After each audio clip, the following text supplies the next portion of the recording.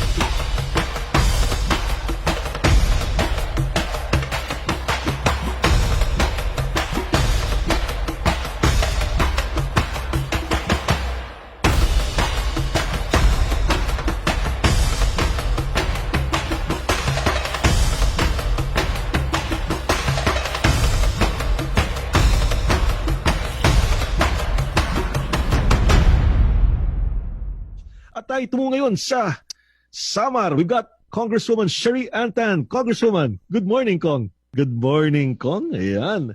Congresswoman, Kong, just tell us a bit about the Secret Kitchens of Samar project and initiative. What do you want to do here? Yeah, Secret Kitchens of Samar is one of the programs in the province. Naka-umbrella siya, one of the pillars dun sa Spark Samar development agenda and the Spark Samar branding.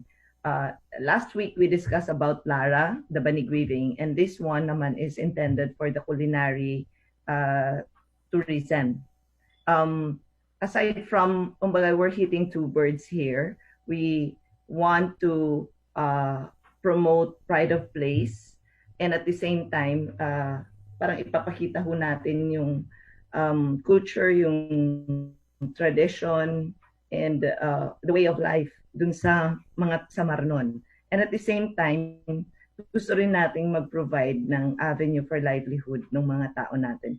Yung mga recipes dito, it's more on heirloom recipes sa mga sinauna pa na mga great-grandparents na kinakamatayan na lang na hindi na ipapasa yung mga recipes. So right now, we are pushing with this program to encourage the younger ones na ma-appreciate and at the same time, ma-share yung recipes na meron sila sa each family na meron doon sa Samar.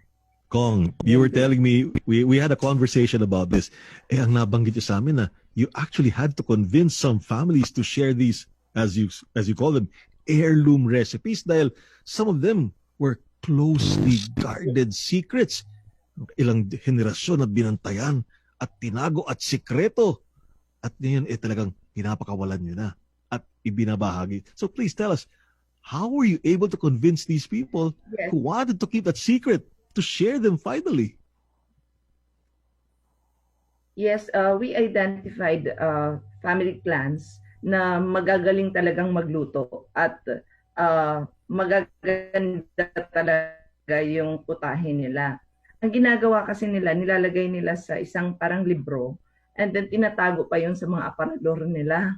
So, hindi basta-bastang pinapamigay or isi-share. Now, eventually, when we came up with this program, we tried to convince several families to share it. Nung una, nandun yung hesitations kasi parang emotionally attached sila dun sa recipes nila na kilalang kilala sila doon. And then parang they're afraid na baka naman pag na-share na nila. Kong, you there? All right. So may hesitation po yung mga yung mga ibang mga Samar noon na ibahagi daw 'yan. I don't know whether we can get si ayan, is she back? Ayan, sige Kong. Sorry, we lost you there. You were saying na may hesitation sila. Bakit sila may hesitation na ibahagi itong mga recipe ho na to? Because that recipe is very precious to them kasi sa mga lola at lolo pa nila. And they are afraid that it will be common na kasi pag naibigay na daw nila, magiging common na yung recipe nila. It's no longer secret. Yeah. So, yung we tried, one of our mayors tried to buy the recipe para ipapamahagi doon para mas marami yung magbe-benefit. But the family did not really allow it. So instead, we just stick with that. We encourage the family to have it as a business, and then we will parang gumagawa ho kami ngayon ng tourism circuit as far as culinary tour is concerned. Yeah. Alam nyo, napakaganda niyang idea ho na yan kasi one of the things which, you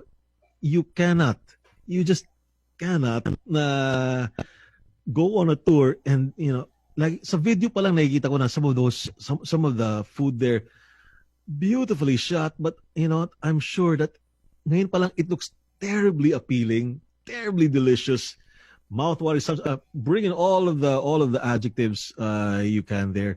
And right now I want to go and jump on the next flight and get myself a taste of those dishes.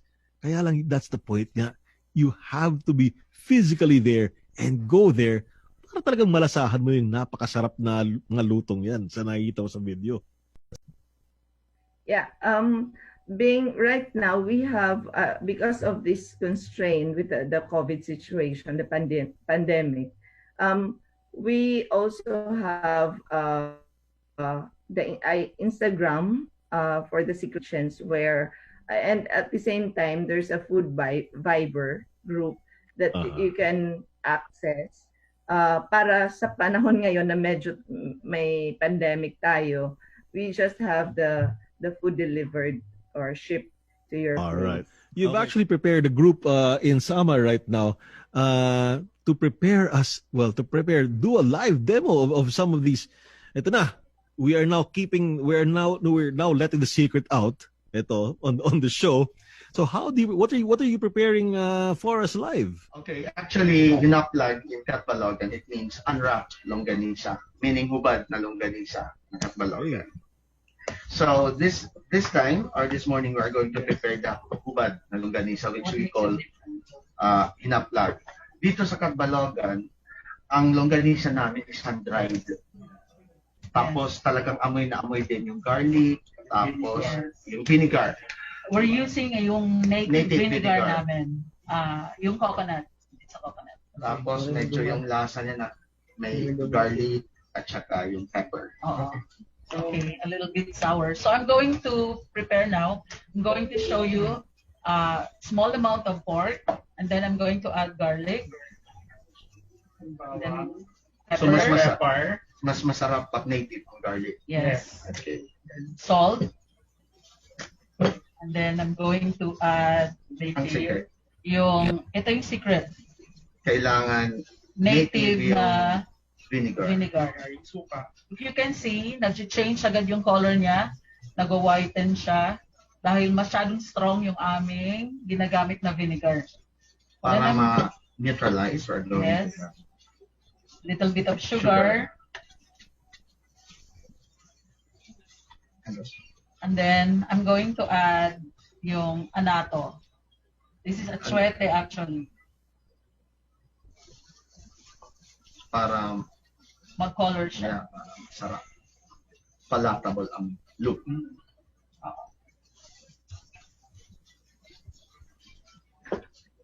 So usually, nag-stock lang tayo yan sa ref, right? Yes.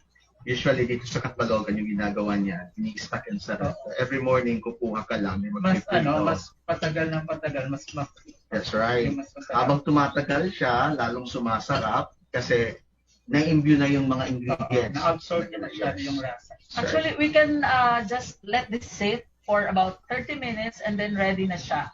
Or pwede rin, after mixing, pwede rin siya. But if you want the taste to absorb, you let it sit for about 30 minutes. So we're going to fry.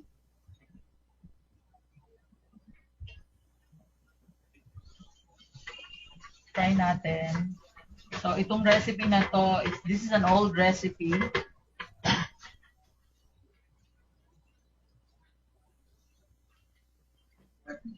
And then, Marvin, ano nga yung maano mo sa recipe na to? This is our best seller. Yes.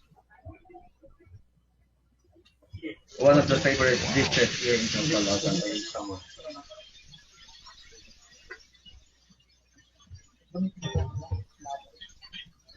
Take that. Kulang na lang dito, sinangag. Oo. Best partner Sobra sa naman kayo. Nakakagutom naman masyado yung ano rin nyo. Ginagawa rin nyo dyan. Actually, amoy na amoy dito. Ang sarap ng amoy. It's because of the vinegar And the garlic, of and the course. garlic.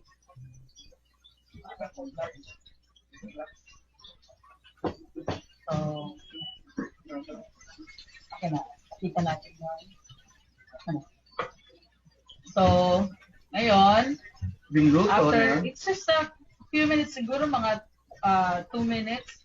And then, eto na yung ating finished product. Ready na siya. Ready na siya. Wow. Alright. And So- we call it hinaplag here in Hinaplag Katbalogan. here in Catalogan. Meaning, Hinaplag. But Yes. Wow. All right. So yan hinaplag. That's one of the secrets. A secret no more. And just Secret no because yeah. And just because the people of Samar want to share the beauty and the taste of Samar with all of us. Thank you very much. Thanks guys. Thank you. Ayan, Kong. Let's go back to you, Kong Shari. Wow. Now, how long have you been running this the program, tong Secret Kitchens of Samar? Yeah, we conceptualize it in my last term as governor. Kasi we focus first on the Tandaya Trail, which is the destination, and then we focus again in the Banig weaving, which is the Lara, the marketing brand. And in my last stretch, a year before natapos yung term ko, doon naman kami nag-conceptualize sa Secret Kitchens of Samar. Right now, the province funded a culinary culture mapping right now. Kasi tapos na kami sa culinary mapping sa province-wide. So ngayon naka-focus naman kami sa pagkain, cultural mapping ng pagkain. And then right after we're eyeing to publish a book strictly and intended for all the Samarnon cuisine that we have under Secret Kitchens of Samar. And then we also asked, yesterday I discussed with the DOST kasi may mga equipment ho na kakailanganin Bing para pa ma-enhance pa namin yung mga products namin doon that we can link with our Secret Kitchens of Samar program. Together with the DTI, kasi we all know right now because of pandemic, our MSMEs really need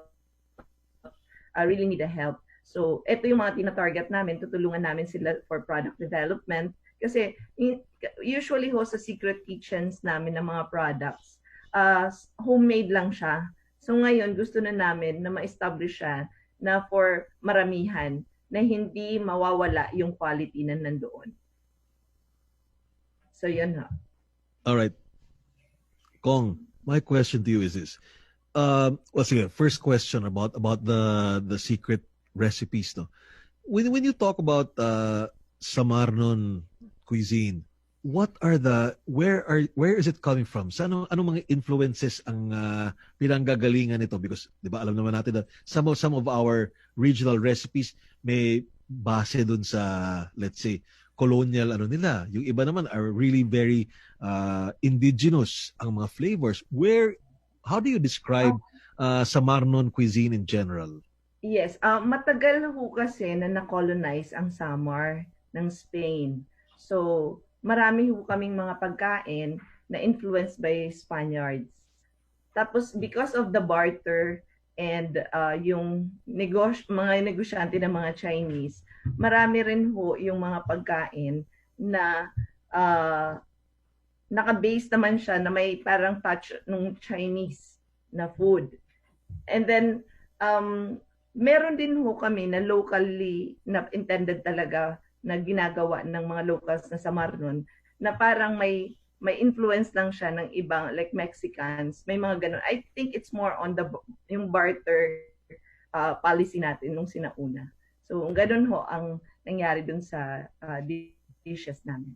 Kong and probably some of the people from the kitchen, let's just call it that, no? What are there?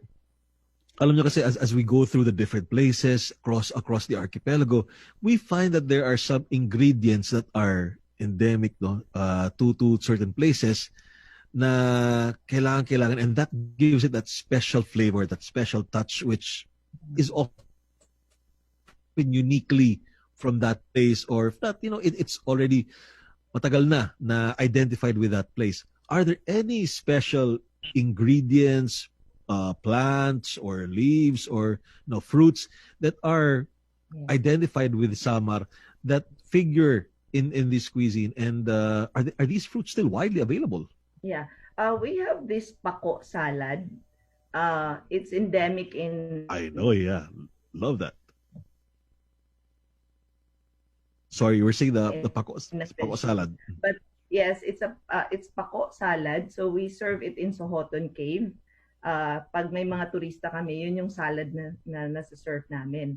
And then second, siguro yung sikreto din doon, like for example, yung hinaplag, yung kind of vinegar na gamit namin. Kasi like ako, pag nasa Manila ako, I'm still looking for that vinegar na taste ng nyog.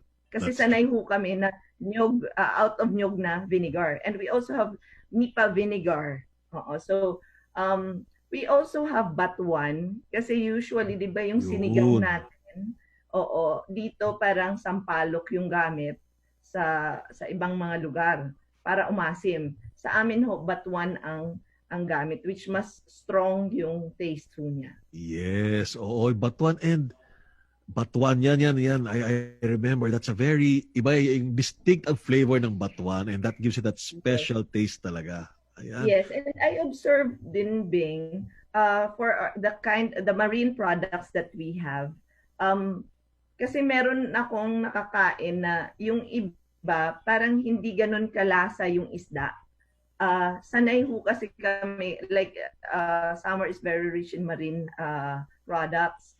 So sanay ho kami nung there's a distinct taste of our marine products, particularly yung mga isda. Kasi matamis-tamis yung isda namin. Kaya pag pumunta ako like in Manila, parang hinahanap ko pa rin yung isda ng Samar. That's true. That's true. That's very true. Wow. All right. Talking about yung some of those, may nabasa kasi ako that there are some of these fruits or foods or plants that are part of our cuisine and part of our, as you call it, heirloom recipes natin. Kaya lang, some of them are now beginning to be less prevalent simply because, diba, because of the fast foods and all that. A lot of the younger people now are no longer as interested, and some of them are being planted sa labas na in faraway places and are slowly beginning to disappear. Is that a concern as well dyan sa Samar, Kong? Pardon? Hindi Oh, sorry. Yung mga yung mga tulad mga ibang ingredients or yung ibang mga tanim na part ng cuisine, no? Like for example, batuan.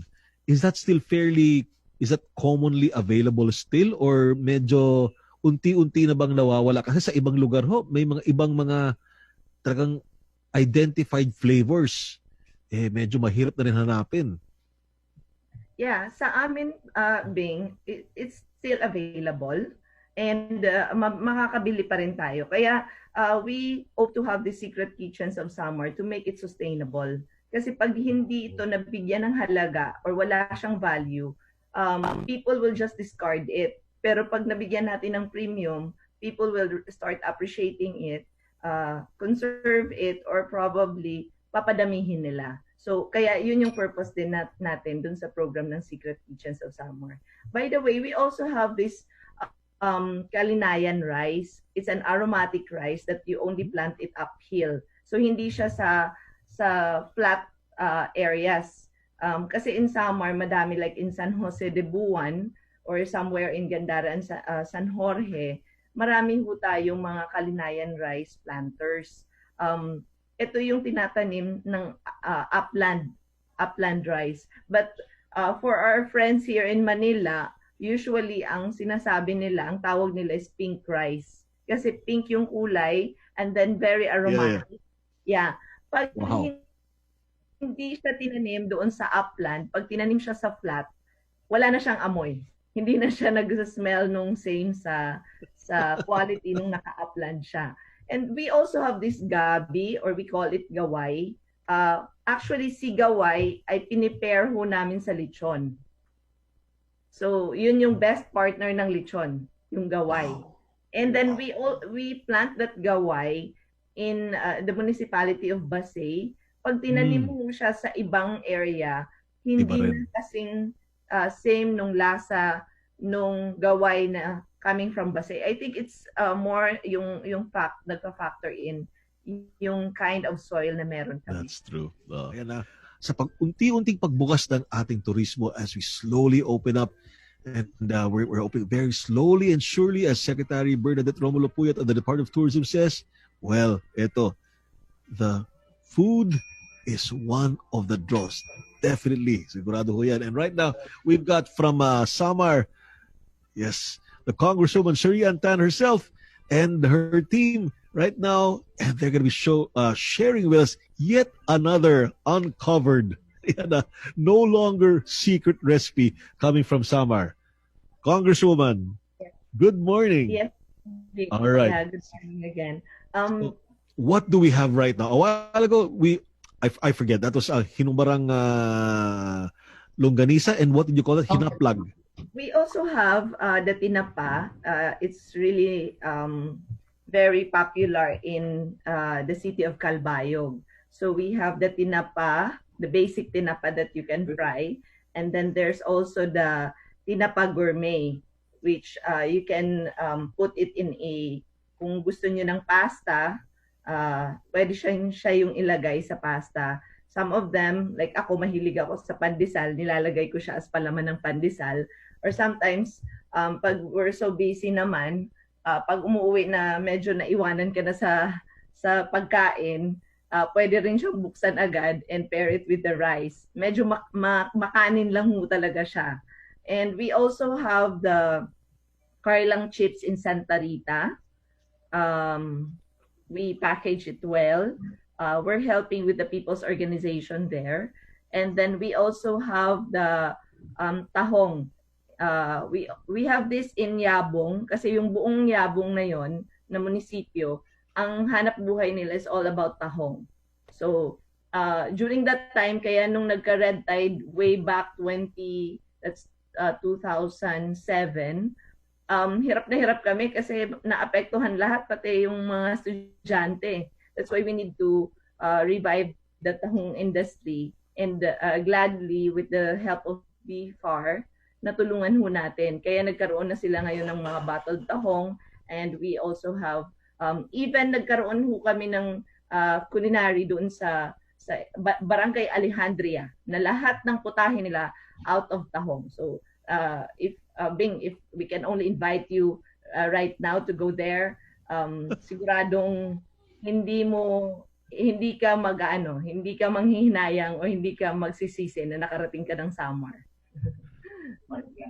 Kong, let me just say that at this point, this is one of the most difficult interviews that I'm actually doing.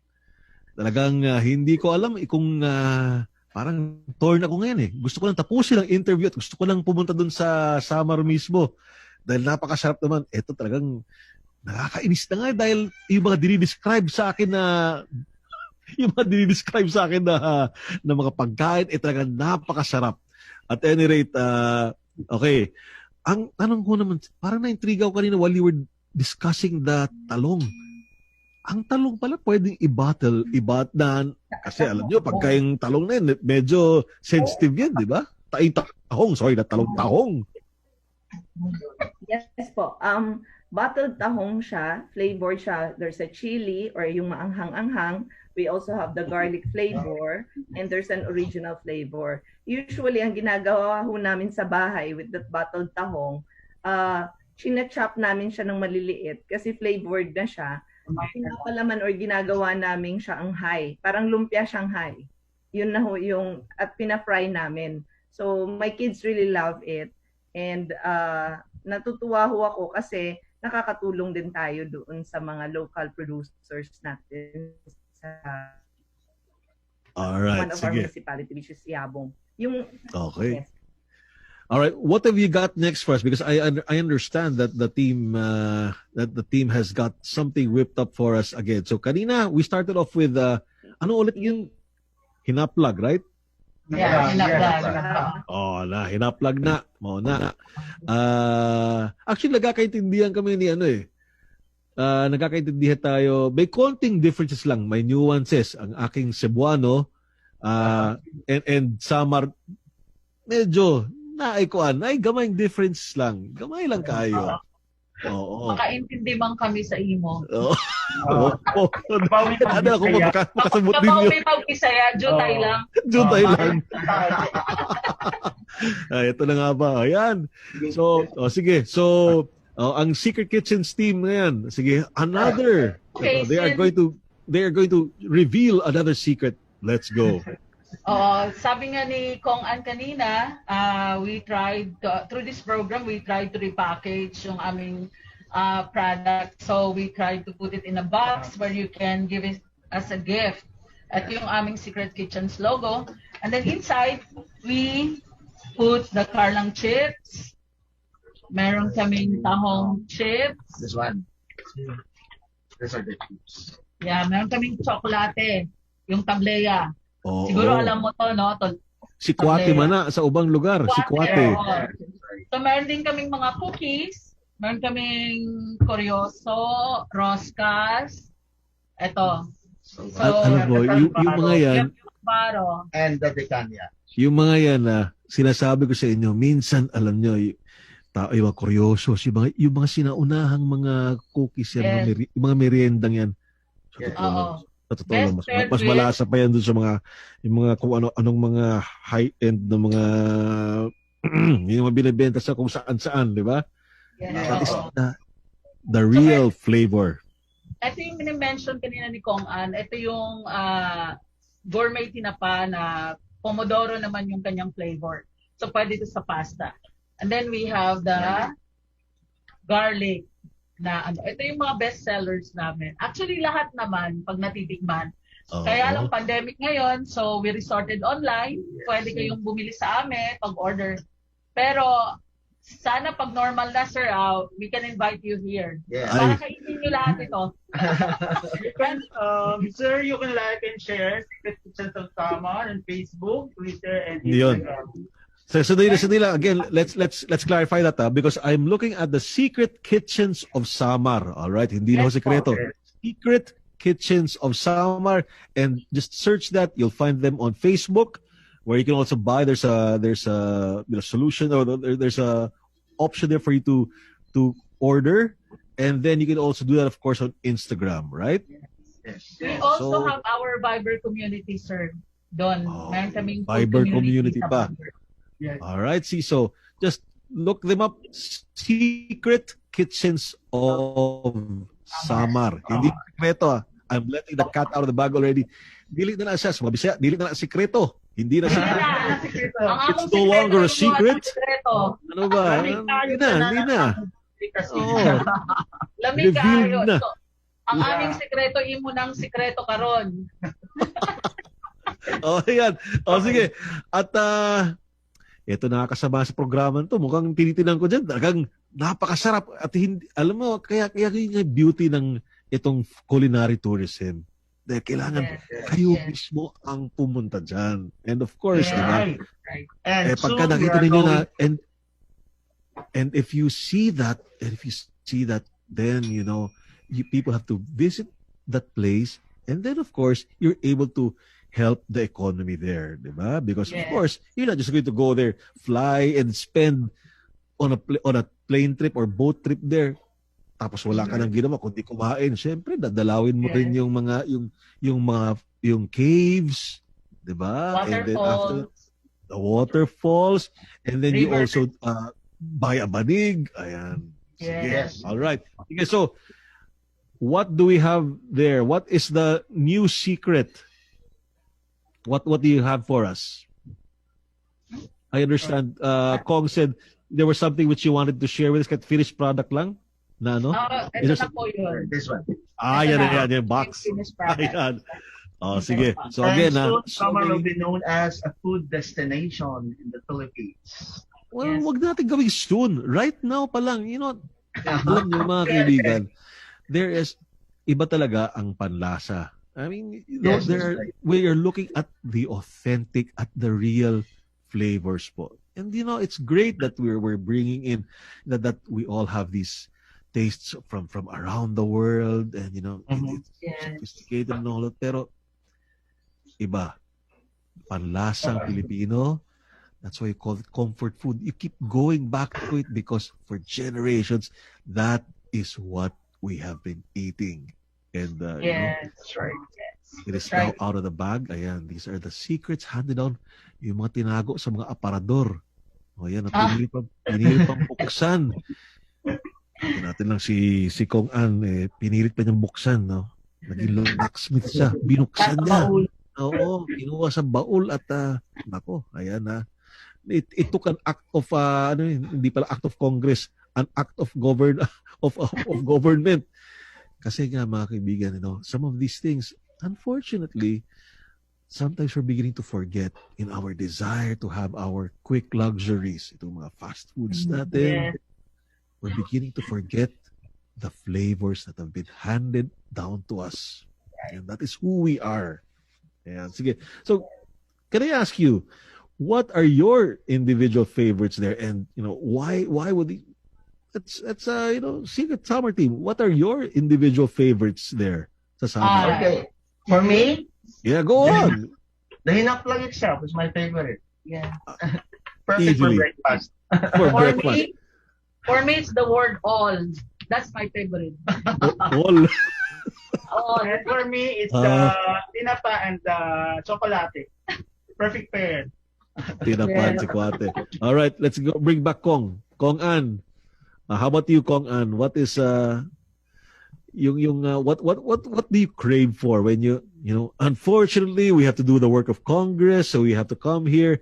So when you are stuck in Congress during your sessions, what is it that drives you mad, and what is it, that craving that really makes you wish you could teleport yourself back to Samar, Kong? Well, first, gusto ko talaga na pag nandito ako sa Manila, gusto kong umuwi kasi I need to continue and I want to continue my programs. Second, yung way of life doon sa probinsya kasi it's more on laid back, hindi katulad dito sa Manila na medyo ma-traffic, and then the food. Kasi ibang-iba ang pagkain doon sa probinsya. Mas presko. Talaga. You feel the authenticity. And yun yung nakasanayan. Yun yung nakasanayan namin habang lumalaki kami. So, yun din yung naisip ko na I want to share dun sa kung ano man ang meron kaming na-experience dun sa Samar, I want to share it also to those people na nasa NCR or some other part of the country or outside the Philippines. Kasi this is something that we need to be proud of. Oo. Ang dami hong magagandang klaseng di kalidad na mga pagkain na meron ang mga Samar nun. It's just that hindi kami nabibigyan ng chance na maipakita ito. And I'm really thankful to you, Bing, because your program, whatever assets, whatever yung mga magagandang culture, tradition, and the way of life of the Samarnon. Thank you so much for being an instrument para marinig yung mga taga-Samar. You're welcome. Let me just ask you then, and you know, Kong or the team in Samar, let me ask you this. What goes best? For example, so you're eating na, you have all of that stuff, masarap na yung pagkain. Ano naman ang mga drinks na ano dyan? What are the, you know, the traditional, so is it just buko because you've got a lot of coconuts? Tell us, what do you drink kasabay ng ano na yan? Kasabay ng mga recipes ng Secret Kitchens ninyo? Naku, Bing, pag pumunta ka sa amin, pag fiesta, particularly pag fiesta, ang fiesta sa amin, halos 1 week. Ano niyan is mga 3 to 4 days yung handaan. So meron yan anti-bisperas, bisperas, yung araw ng fiesta, at saka yung pagkatapos ng fiesta. Meron yan. So, sandali lang. Now you've got me confused. Okay. So, bisperas means Eve. Eve yan, di ba? Eve. Okay. Yes. But we have the anti-bisperas. So, means may Eve of the Eve. Okay. Yes. Galing doon All right. So, and then, so mahaba ang ano mahaba ang celebration.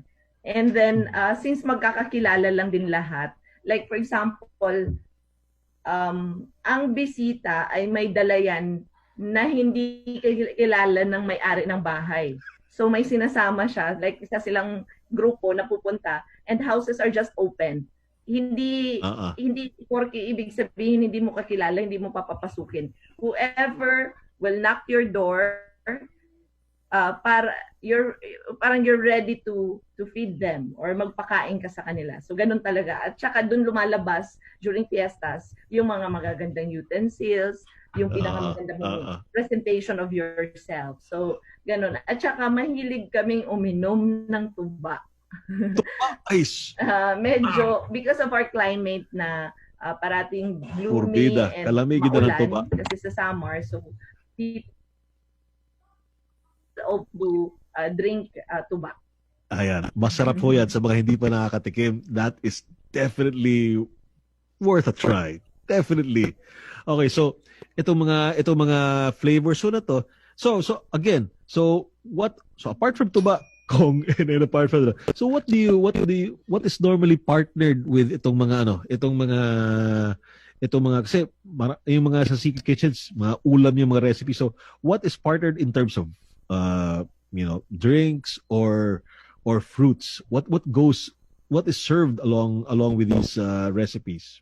In Suhoton Cave right now, meron kaming mga basil leaves na tinatanim, and then nagke-create din kami ng mga juice out of it. And basically we have the calamansi juice na the typical, pero gumagawa na rin yung local hindi na kami bumibili from outside. And then we also have the tableya, kasi yung mga dried fish namin, marami kasi kaming mga products outside na yung mga sa marine products namin outside dun sa tahong, tinapa gourmet, yung mga ganon. We have dried fish, dried pusit. Ang pinapartner ho namin, tableya. Pero yung tableya namin, may dalawa hong klase. Yung isa, nilalagyan ng gata nung nyog, which nagiging sticky siya. But ako naman, iba naman ang gusto ko. Nilalagyan ko siya ng itlog. Wow! Talaga? Yung tableya. at hinahalo namin sa rice. So yun. Ang galing. May Ang mga galing. ganun kaming tradition. Okay. All right, sige. Any siguro last words, and let's have last words muna. Invite everyone to try the Secret Kitchens of Samar. Let's take it from the team in Samar. Ano muna? Any invitation, last messages before we go for everyone who's listening, and for those who have yet to try the wonderful food in from Samar. Okay, just check us out from all the media platforms that we mentioned, like Instagram, Facebook, Twitter, and Viber, for you to get all our delicious products. All right. And visit.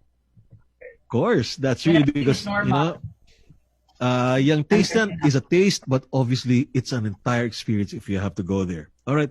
And before we ask you for your party shot, Kong An, my question to you is this: so you've got these products already? Where do you wanna take itong programa na to? Where does it go next? Well, we're pushing for a FDA approved or the BFAD approved, and at the same time, we would like yung goal talaga namin is to serve, or we can produce it ng madamihan through people's organization, yung mga marginalized namin na mga sectors na medyo nahihirapan din sa livelihood. Gusto namin na sila yung mabigyan talaga ng attention. And at the same time, guided sila sa product development, yung strategy on the marketing, and at the same time, yung quality ng pagkain. So, the culinary food. So, and basically, yun din yung mag-i-entice sa amin. Kasi it's not only, people will not only visit because of the nice places that they can have or the adventures that they will have, but people will gather because of the good food that we have, and they will enjoy it, not only for the millennials but also the different ages munta sa atin. So basically yun yung goal namin sa probinsya. All right. Any last word of invitation to everyone, Kong? Yeah, we would like to invite you to support our local cuisine and dishes through Secret Kitchens of Samar. And I hope that you will appreciate the food that we serve.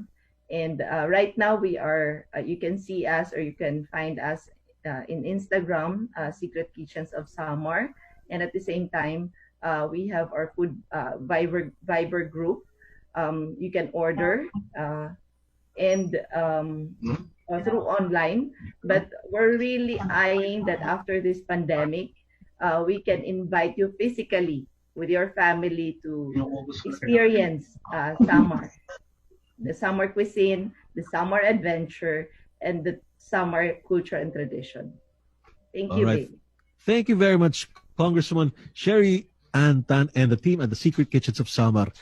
Alam niyo mga kaibigan, itong culinary tourism is a fantastic idea whose time has really come. I mean, we're now all